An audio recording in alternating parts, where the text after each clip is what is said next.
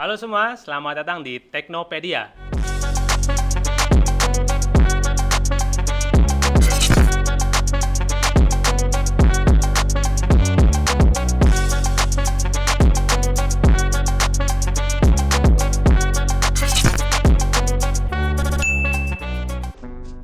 Halo semua, selamat datang di Teknopedia. Saya Azam dari Eksklusif Network Indonesia akan menemani kalian hari ini dalam sesi teknologi update.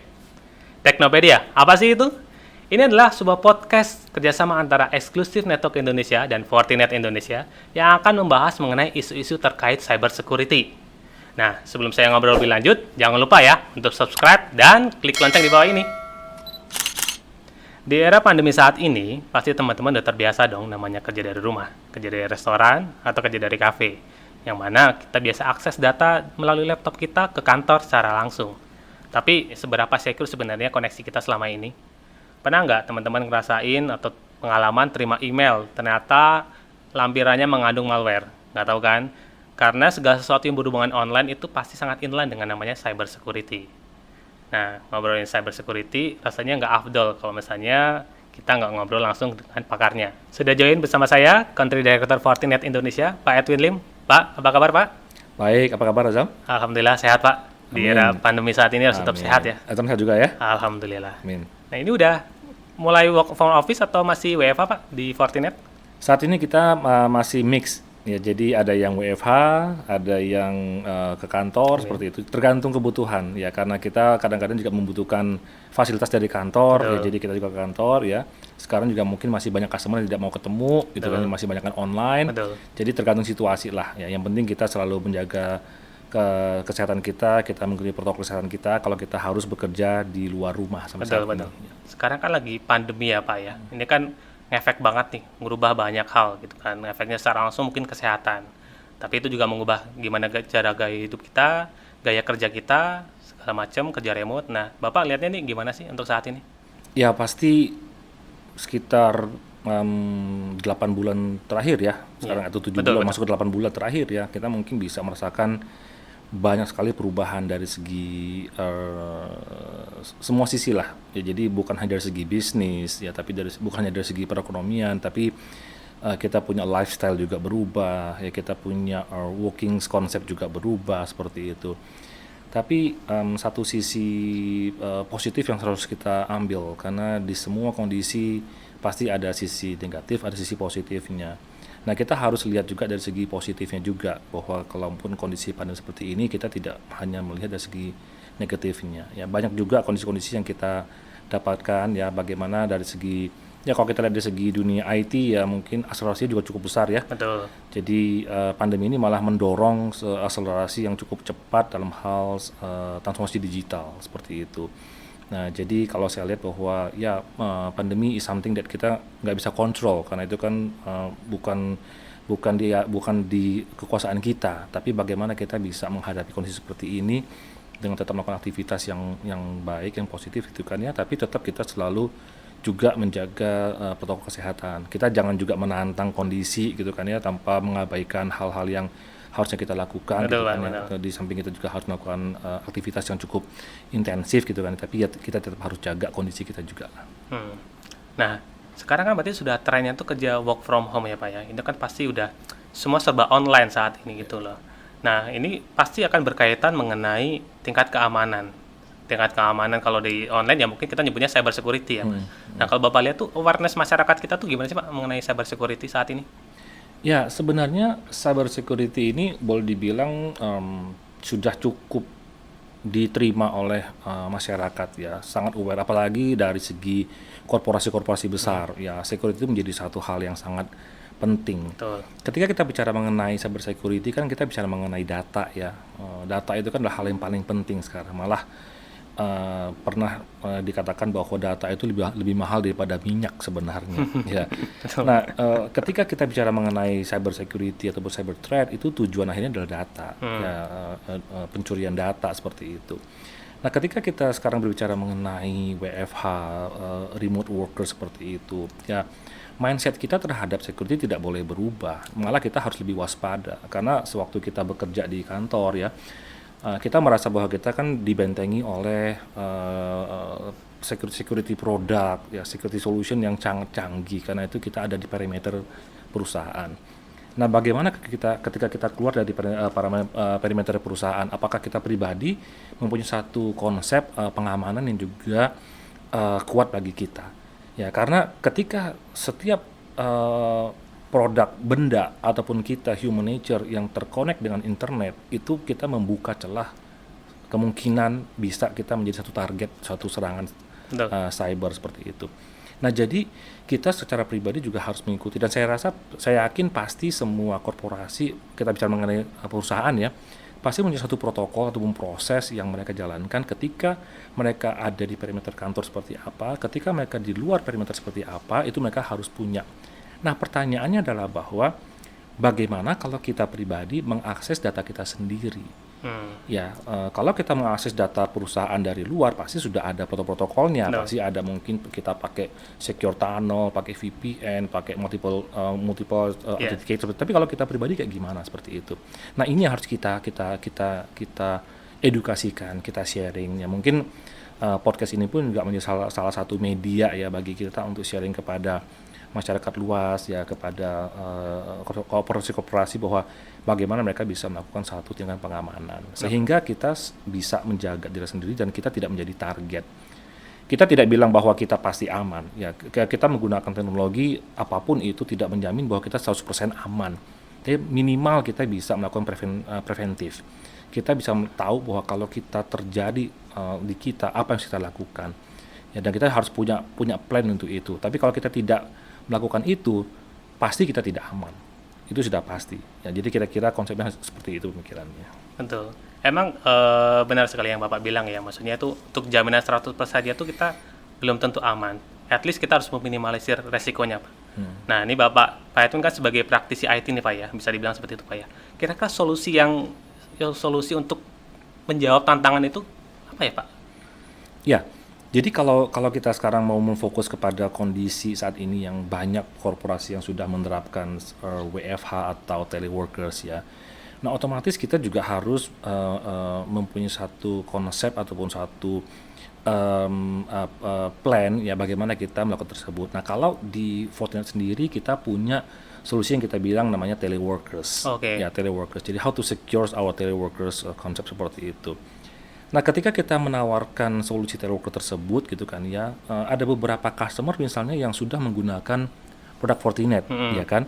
Nah, mereka tinggal mengextend apa yang mereka sudah punya, dan mayoritas yang kalau sudah menggunakan misalnya FortiGate ya, atau menggunakan produk-produk lain seperti authenticators atau seperti itu, nah mereka bisa extend usage-nya ini untuk konsep teleworkers, kecuali kalau misalnya ternyata ada kekurangan, mereka bisa nambah gitu ya, seperti itu ya. Tapi kalau misalnya mereka sudah cukup, mereka bisa extend tersebut. Nah, solusi dari teleworkers kita adalah bahwa bagaimana kita bisa memberikan gambaran kepada satu korporasi ya, di saat mereka ingin menerapkan hal seperti ini, mereka juga harus mulai mengsegregasi usersnya mereka. Itu paling penting ya. Nah, kalau di Fortinet ya kita berbicara ada tiga level dari segregasi users ya. Yang kita pertama bilang ada general usernya semua. Jadi semua orang yang di perusahaan itu kita anggap sebagai general user. Ya, itu yang boleh dibilang level yang paling pertama, yang general seperti itu. Yang pasti juga aksesnya mungkin terbatas ya. Nah, di level kedua kita berbicara mengenai power users. Power user adalah gimana user-user yang mempunyai akses lebih daripada general users. Biasanya mereka mempunyai akses ke data center, mereka punya akses ke network, mereka mempunyai akses ke aplikasi. Nah, mereka adalah orang-orang yang mempunyai akses yang lebih dibandingin general user, dan itu biasanya hanya sekitar 8% dari user di perusahaan itu adalah dikategorikan sebagai power users. Next yang paling tinggi adalah super user. Nah, itu biasanya eksekutif. Ya, eksekutif itu pasti kan tidak banyak di perusahaan, paling hanya sekitar 2% daripada orang di perusahaan itu adalah eksekutif seperti itu. Nah, cuma walaupun kecil konsep persentasenya, tapi eksekutif itu harusnya juga mempunyai akses yang lebih dalam lagi. Mungkin mereka tidak mempunyai akses sampai ke back-end infrastruktur, tapi mereka punya akses sampai ke financial. Mereka punya akses sampai ke mungkin data-data yang sangat sensitif bagi perusahaan. Nah, user ini juga sangat harus diprotect banget. Oke, benar. Gitu kan ya. Nah, jadi ketika kita menawarkan solusi teleworkers kita ke masyarakat ataupun kepada perusahaan-perusahaan, ya starting dengan kita harus bisa mengsegregasi user tersebut. Nah, nanti setelah kita bisa segregasi tersebut, dan nanti ada beberapa konsep-konsep yang akan kita tawarkan lagi gitu kan ya, ada produk apa itu kita baru kita tawarkan ke masing-masing konsep tersebut. Oke. Nah, berarti teleworker itu salah satu solusi dari Fortinet ya Pak ya? Betul. Nah, ini buat bagi para pendengar nih, terutama teman-teman IT pasti udah familiar ya dengan namanya Fortinet kan. Itu adalah salah satu brand penyedia solusi security di mana itu bisa di sisi enterprise maupun di sisi UTM itu merupakan nomor satu di Indonesia ataupun di dunia kayak gitu.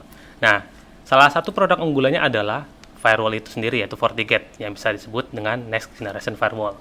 Sekarang aku mau tanya nih Pak Edwin, seberapa next generation sebenarnya FortiGate-nya Fortinet ini Pak? Ya, ini good questions ya, dan saya rasa kita sebagai pemain firewall juga cukup ternama lah diakui di market ya, karena kita juga masuk di Magic Quadrants ya, Gartner, di quadrant leaders ya di sana. Nah, itu kan juga menjadi satu istilahnya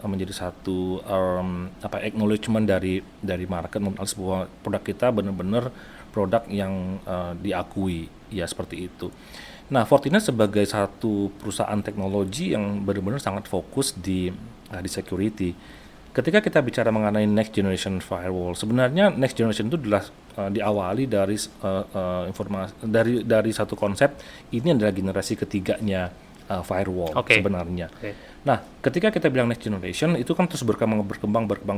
Nah, salah satu powerfulnya dari Fortinet adalah bahwa kita mempunyai yang kita bilang security processors dari perangkat firewallnya kita, dan itu adalah pattern dari Fortinet. Jadi kita membuild satu security processors, kemudian kita juga membuat yang namanya network processor seperti itu gitu kan ya. Nah, hal-hal seperti ini yang membuat produk kita menjadi sangat cepat ya, menjadi sangat handal seperti itu, karena ketika kita bicara mengenai security ya, kita berhubungan sama network, kita juga berbicara mengenai bahwa kita harus mempunyai satu latency yang sangat rendah sekali seperti itu. Jadi kalau kita bicara next generation firewall, tidak hanya terbatas di sana juga, bahwa kita juga bisa melakukan integrasi dengan yang lain-lainnya. Nah, makanya ketika kita bicara mengenai next gen firewall itu ya, kita juga bicara mengenai salah satu produk kita yang namanya FortiGuard ya, di mana kita juga menawarkan solusi dengan artificial intelligence. Nah, jadi bukan hanya sebagai perangkat saja, tapi kita sudah menerapkan AI, dan Fortinet pun juga dengan menerapkan AI juga cukup lama ya. Nah, jadi dengan AI tersebut ya, ataupun juga sekarang ditambahkan dengan machine learning seperti itu, kita bisa belajar ya, karena kejahatan pun sekarang juga makin canggih. Mereka juga bukan hanya menggunakan aset dari human doang, tapi mereka juga sudah menggunakan sistem. Kadang-kadang ya mereka mungkin lebih canggih. Nah, kalau kita tidak lebih canggih daripada mereka, pasti kita akan tertinggal. Nah, jadi produk-produk daripada Fortinet sekarang juga sudah menerapkan solusi menggunakan AI dan machine learning, sehingga kita bisa secara otomatis belajar dengan hal-hal ataupun anomali-anomali yang ada ya, ketika misalnya tadi saya bilang kita mempunyai super user hanya sekitar 2% ya kan. Super user biasanya aksesnya jam berapa kita tahu gitu kan. Kalau super user biasanya kan kerjanya kan nggak pernah ingat waktu ya. Biasanya mungkin dari malam sampai subuh seperti itu kan. Betul. Tapi kalau misalnya kadang-kadang super user kadang sibuk makan siang atau mungkin lobbying di malam hari atau mungkin dinner. Nah, tiba-tiba ada akses misalnya yang tidak biasa. Ada super user masuk pada saat jam-jam mungkin kita asumsikan mereka tidak pernah masuk. Itu kalau kita tidak mempunyai satu konsep machine learning dan AI, kita tidak akan bisa deteksi seperti itu. Bisa sih, tapi kan apakah mungkin human mantengin semua sistem itu 24 hours? Nggak mungkin kan. Nah, jadi next gen firewall itu adalah kita juga mungkin seperti itu. Nah, kemudian next-nya yang sekarang juga lagi banyak adalah bahwa kita juga harus bisa berintegrasi dengan produk-produk third party lainnya yang saling mengkomplement sama kita, sehingga kita bisa mencakup satu konsep security yang lebih luas lagi. Kalau misalnya teman-teman dengar ya, tadi menarik banget gitu loh. Jadi Fortinet itu menyediakan solusi next generation firewall. Ini bisa dibilang tuh inline dengan saat ini, yang mana jadi next new environment karena adanya pandemi saat ini gitu kan Pak. Nah, ngobrol lagi terkait adanya WFA segala macam gitu kan. Mungkin dari sisi security tadi udah di cover mengenai NGFW atau Next Generation Firewall. Nah, pastinya kan harus ada kayak autentifikasi, Pak. Kita harus bisa make sure kalau misalnya semua yang akses itu adalah orang yang tepat gitu loh. Mungkin Bapak tadi bilang super user segala macam. Nah, solusi dari Fortinet itu gimana Pak untuk menanggapi ini? Ya, jadi kalau kita zoom in deeper lagi terhadap tadi segregasi daripada users ya, nah itu kita menerapkan beberapa level. Ya, kalau misalnya kita berbicara mengenai konsep seperti ini, yang pasti di back end itu kita mempunyai namanya authenticators. Itu salah satu alat untuk bisa melakukan autentikasi. Apakah yang masuk benar Edwin, apakah benar yang login itu adalah Azam seperti itu. Betul, Pak. Nah, tapi sekarang dengan era seperti ini, autentikasi mungkin cukup, tapi mungkin juga tidak cukup, ya kan seperti itu. Nah, karena sekarang kita juga sudah menerapkan istilahnya bahwa dengan authentication kita ada namanya multi-layer authentication.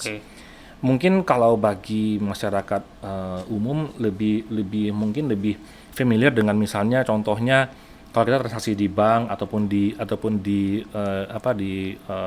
internet banking itu ada pins ya, kemudian mungkin sekarang ada istilah OTP seperti itu ya. Nah, itu kan salah satu code ya, authentication itu multi layer authentication. Nah, sama seperti di kita. Jadi ketika kita ingin masuk ke dalam satu perimeter perusahaan dari luar, bukan hanya sebatas dari ID dan password. Nah, tapi juga kita bisa memerlukan layer berikutnya, yaitu kita harus ada tokens. Nah, token kita itu ada dua lah, ada yang tokennya berdasarkan token yang hard token, physical ataupun token yang soft token seperti itu. Nah, itu yang harus kita lakukan. Nah, masing-masing perusahaan harus mempunyai seperti itu.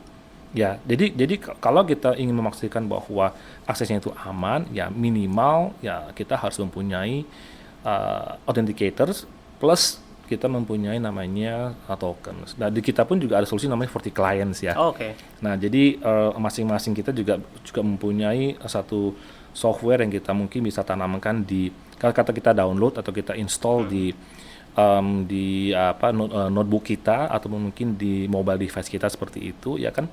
Karena kita tidak hanya cukup untuk akses melalui mungkin SSL VPN ya, atau IPsec seperti itu, tapi kita juga harus punya hal-hal untuk yang lebih menambah keamanan lagi. Betul. Ya, kalau pendengar mungkin dengar ya dari penjelasan Pak Edwin, autentikasi itu sangat penting. Jadi kita harus bisa make sure siapa sebenarnya itu yang akses data ini orang yang tepat atau bukan, kayak gitu. Nah, ini saya sempat baca juga sih Pak, untuk Fortinet itu kan dia punya solusi namanya Security Fabric ya Pak ya. Berarti kan tadi udah ada solusi teleworker, mungkin another part solusi dari Fortinet. Nah, mungkin yang solusi Security Fabric atau main campaign-nya dari Fortinet itu seperti apa Pak? Ya, sebenarnya bukannya kita bilang bahwa teleworker itu another part of Security Fabric. Sebenarnya di Fortinet itu adalah Security Fabric itu adalah umbrella-nya justru. Jadi kita bicara mengenai Fabric itu adalah kita bicara mengenai bagaimana ada 3 poin ya. Bagaimana kita berbicara mengenai bahwa produk Fortinet itu bisa menjangkau lebih luas. Jadi broad, ya luas. Ya, karena sekarang surface daripada potential attack itu makin luas ya. Kita tidak bicara mengenai hanya di data center. Kalau kita bicara mengenai teleworkers, tadi kita sudah ke kita sampai ke edge, ke pinggiran yang sangat pinggir sekali seperti itu. Kita harus bisa menjangkau lebih luas. Jadi ketika berbicara mengenai security fabric, kita mengadopsi 3 poin tersebut. Pertama adalah broad, kedua adalah kita bicara mengenai integrasi. Ya, bagaimana kita bisa mengintegrate minimal di antara produk-produk Fortinet sendiri gitu kan, dan kemungkinan juga kita mengintegrasi dengan produk-produk third party yang mempunyai API yang bisa dihubungkan sama kita. Nah, ketika kita punya satu jangkauan yang cukup luas, kemudian bisa terintegrasi, yang paling penting juga bahwa kita tidak bisa kembali pada konsep manual. Jadi harus ada automation seperti itu. Nah, kenapa automation? Ya karena kalau manual itu pasti lama, pasti butuh waktu, dan sekarang namanya cyber attack itu sudah sangat canggih sekali ya, waktunya pun juga sangat cepat seperti itu. Nah, kalau kita terlambat mengantisipasi ya itu akan jadi isu. Jadi kalau kita bicara mengenai solusi security fabric, itu adalah satu umbrella solusi dari kita ya. Fabric itu kan seperti rajutan. Betul. Ya, rajutan. Jadi kita merajut satu sama lainnya semua konsep kita. Nah, salah satu rajutan itu adalah muncullah namanya teleworkers solutions yang mengadopsi misalnya adanya FortiGate, ada FortiManagers, ada FortiAuthenticators, ada FortiClient, ada FortiToken, ada Forti Access Point, ya kalau itu mereka menggunakan itu di kantor-kantor cabang, ada juga mungkin even ke FortiSwitch seperti itu. Jadi itu ada bagian daripada security fabric sebenarnya. Kalau saya lihat berarti itu lebih solusinya kayak end to end gitu Pak ya. Jadi proteksi dari data center, proteksi dari sisi endpoint, dan proteksi contohnya dari mungkin web aplikasi, mungkin dari email juga kayak gitu. Jadi kalau teman-teman sempat dengar tadi, jadi Fortinet itu dengan solusi security fabric, ibarat kata kayak menjahit keamanan environment suatu perusahaan atau enterprise kayak gitu ya. Jadi keamanan itu tidak hanya diproteksi dari sisi networking, tapi dari sisi endpoint, dari sisi email, web aplikasi juga bisa. Nah, itu semuanya ada dalam Fortinet. Betul, Pak ya? Ya. Dari solusi security fabricnya Fortinet terdiri dari berbagai macam produk yang akan proteksi dari sisi network, di sisi endpoint, web aplikasi, ataupun email. Nah, ini saya mau coba highlight nih, Pak, terkait untuk solusi di sisi web aplikasi sama email. Kira-kira apa sih solusinya Fortinet untuk mengcover area itu? Ya, ini juga penting sekali ya. Ketika kita move ke remote workers itu kan kebanyakan kita mengakses lewat web. Betul. Ya, aplikasi-aplikasi lewat web. Banyak perusahaan-perusahaan juga sekarang memindah atau mungkin mengadopsi web applications karena mungkin menurut mereka itu lebih cepat, atau mungkin juga mereka bisa move itu ke cloud seperti itu, dan banyakkan akses juga lewat web. Nah, berarti bahwa kita juga harus mempunyai satu pengamanan terhadap website kita atau web application kita. Jadi kita juga punya namanya web application firewall seperti itu. Nah, itu juga cukup penting ya. Nah, di solusi-solusi kita tersebut kita juga sudah mengadopsi AI juga dan machine learning. Nah, bagaimana kita bisa melakukan proteksi terhadap website kita, memproteksi terhadap aplikasi web kita. Nah, itu kita juga punya satu produk yang cukup unggul namanya FortiWeb ya di sana ya. Nah, itu juga bisa di-consider lah ketika korporasi banyak move kepada aplikasi-aplikasi di area web. Tadi Azam mention mengenai FortiMail. Ya, FortiMail kan bagi kita semua itu adalah yang mungkin saat ini menjadi satu hal yang sangat penting ya. Betul, kita nggak mungkin tidak baca email dalam sehari. Betul. Pasti kita akan baca email dalam setiap hari. Nah, email itu menjadi satu jalan akses bagi threat juga, karena ada tadi Azam mention mengenai phishing. Ya, phishing itu satu konsep di mana kita menerima email tapi kita tidak tahu email dari siapa. Betul. Kira-kira mungkin misalnya Azam gitu, tapi mungkin salah satu A-nya itu diganti dengan angka 4. Ya, kita tidak ngeh seperti itu. Nah, itu namanya phishing. Nah, email itu juga sangat penting untuk kita amankan. Nah, jadi kita juga punya solusi namanya FortiMail ya untuk itu. Jadi kita mengamankan, tapi pengamanan FortiMail bukan hanya untuk itu aja, tapi kita juga punya solusi untuk IP blacklisting dari FortiMail. Bagaimana kita juga mengamankan ketika kita mengirimkan satu message keluar dari perusahaan kita, message itu tidak dianggap sebagai spam. Ya, karena kan sekarang banyak email-email yang kalau kita tidak tahu langsung masuk ke spam. Ya, nah, Betul, Pak. padahal itu email yang penting seperti itu. Jadi banyak juga perusahaan-perusahaan menerapkan konsep seperti itu biar mereka untuk bisa whitelisting mereka punya IP, sehingga ketika mereka mengirimkan satu email keluar itu tidak dianggap sebagai spam. Nah, jadi itu juga penting ya ketika berbicara mengenai konsep saat ini ya. Selain tadi sudah ada teleworker solution dengan segitu banyak produknya, kita juga harus ingat bahwa web application pun juga sangat penting, harus kita secure. Kemudian juga ada FortiMail. Nah, yang terakhir mungkin juga sangat krusial adalah bahwa sekarang kan juga banyak yang move ke cloud ya. Betul, Pak. Ya, banyak sekali yang move ke cloud sekarang kan. Kemudian karena mungkin mereka tidak mau banyak akses ke data center ke belakang, mereka ke cloud gitu loh. Nah, ketika kita move ke cloud, kita juga harus punya satu konsep pemikiran security yang sama dengan on-prem. Ya, kalau kita punya benteng yang kuat di on-prem, kita juga harus punya benteng yang kuat di cloud juga. Sama. Nah, kita tidak bisa menyerahkan security di cloud itu kepada cloud provider gitu loh, karena security dari kita di cloud adalah tanggung jawab kita sendiri gitu. Nah, itu juga kadang-kadang kita harus mempunyai konsep yang benar bahwa nggak berarti bahwa kalau kita taruh di cloud aman, kemudian saya tidak bilang bahwa cloud providernya tidak aman, enggak, tapi cloud provider mempunyai pengamanan untuk menjaga network mereka sendiri, itu tugasnya mereka. Tapi untuk masuk sampai ke aplikasi kita, itu tanggung jawab kita. Karena yang pasti mereka juga tidak kita kasih akses masuk ke aplikasi kita kan. Nah, jadi kalau kita move dari on-prem ke cloud, kita juga punya konsep sama. Kita harus sudah aman di cloud seperti itu. Jadi tidak hanya sekedar pindah, kemudian kita meneglect mengenai keamanan. Jadi cukup banyak tadi solusi dari yang kita jabarkan tadi Azam bilang ya, ada istilahnya east west ya, north south seperti semua penjuru arah itu kita cover. Dan itu salah satu kelebihannya Fortinet. Mungkin kita salah satu teknologi provider yang mempunyai solusi yang cukup komplit end to end ya, istilahnya tinggal mau apa aja ada, tinggal seleranya cocok apa enggak. Betul. Ya, manis atau asinnya cocok apa enggak, seperti itu aja kira-kira. Oke. Berarti kalau saya lihat itu komprehensif ya Pak ya. Jadi maksudnya bisa mengcover semua area kayak gitu. Jadi kembali kepada teman-teman nih, kalau seberapa jauh kesadaran teman-teman mengenai cyber security saat ini. Nah, dengan adanya Fortinet, dia bisa membantu untuk memproteksi environment perusahaan teman-teman. Oke, thank you Pak Edwin atas waktunya hari ini. Kita ngobrol kayaknya sebenarnya sih masih banyak banget kali ya Pak ya, solusinya Fortinet ya Pak ya, yang mungkin kita akan ada sesi next lagi, ngobrol-ngobrol lebih detail mengenai apa aja sih tadi udah disebutin, FortiGate, FortiWeb, FortiMail, FortiClient, FortiManager mungkin juga. Nah, Authenticator juga terkait autentikasi. Nah, nantinya di sesi podcast berikutnya kita akan bahas lebih detail nih mengenai produk-produk tersebut. Terima kasih kepada teman-teman yang udah mengikuti podcast hari ini. Semoga apa yang disampaikan dari Pak Edwin mengenai solusinya Fortinet bisa bermanfaat bagi teman-teman pribadi, bagi perusahaan maupun masyarakat terkait awareness adanya cyber security. Nah, dari Pak Edwin ada yang disampaikan Pak terakhir Pak? Ya, saya rasa ini satu sistem podcast yang cukup bagus ya, konsepnya bagus, kita berbagi ya, selalu kita belajar seperti itu. Saya selalu sharing dengan teman-teman juga ya, baik pelanggan kita, partner seperti itu, saya bilang bahwa ini adalah satu ilmu kita perlu sharing ya. Jangan malu bertanya. Ya kan? Saya selalu bilang bahwa kalau kita malu bertanya, ya kita akan sesat di jalan. Ya, kalau kita malu bertanya di dunia cyber, kita akan kena con juga. Betul, seperti itu.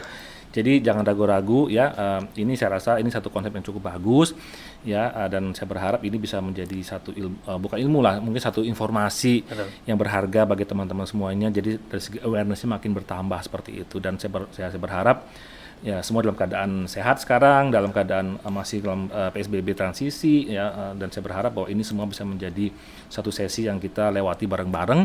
Dan jangan lupa stay safe, stay healthy. Bagi teman-teman yang udah nyaksiin podcast ini dari awal hingga akhir, kami menyediakan hadiah eksklusif untuk 50 orang pertama.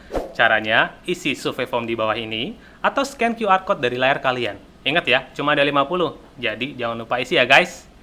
Oke? Sampai jumpa di Teknopedia sesi selanjutnya. Jangan lupa like, comment, dan subscribe. Saya Azam, salam Tekno.